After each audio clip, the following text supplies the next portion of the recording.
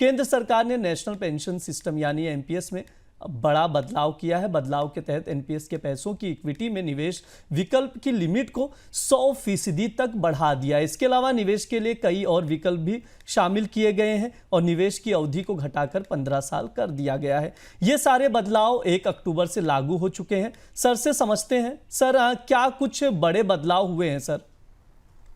NPS के नए बदलाव लागू हो चुके हैं, पर अंदर खाने कुछ और भी महत्वपूर्ण चीजें जिन्हें समझना जरूरी है, क्योंकि एनपीएस का सुधार, भारत में पेंशन का सुधार अब थोड़ी गति पकड़ता दिखाई दे रहा है और कई नए परिवर्तन हो रहे हैं। जैसे कि जो नए चेंजेस हैं वो आपको 100% इक्विटी एक्सपोजर की छूट देंगे। बाजार में तेजी है, अगर आप थोड़ा ज्यादा जोखिम लेने में इंटरेस्टेड है तो पेंशन का वो प्लान चुनिए जिसमें सारा निवेश इक्विटी में जाता है, अच्छा रिटर्न मिलता है उसमें, हालांकि जोखिम भी है। इसके अलावा मल्टीपल स्कीम ऑप्शंस हैं, छोटी वेटिंग पीरियड और वेस्टिंग पीरियड की सुविधा है, 15 साल तक भी आप निवेश कर सकते हैं। सबसे महत्वपूर्ण बात यह है कि 2-3 चीजें जो समझना जरूरी है कि स्कीम को अब इतना लिबरलाइज किया गया एनपीएस को, ये बड़ा सुधार है नेशनल पेंशन स्कीम में, कि बहुत सारे ऑपरेटर और पेंशन फंड अलग अलग रिस्क प्रोफाइल के लोगों के लिए कई सारे नए प्रोडक्ट और स्कीम्स लॉन्च कर सकते हैं। और ये उन्हें कहा गया है कि moderate partial equity, high risk full equity जैसे प्रोडक्ट भी लाए जाए, जिससे कि पेंशन का पूरा जो बाजार है और निवेशकों के लिए जो विकल्प है वो डाइवर्सिफाई हो सके, विविधीकृत हो सके।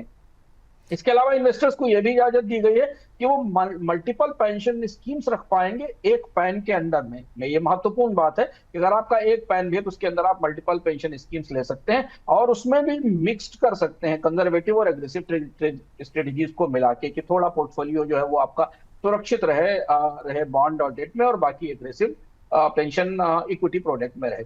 ये महत्वपूर्ण बदलाव है। तो ये सारे बदलाव अब लागू हो रहे हैं और अब धीमे धीमे एनपीएस को मुख्य धारा की पेंशन स्कीम बनाने की तैयारी हो रही है, जिसके दृष्टि से ये सुधार महत्वपूर्ण।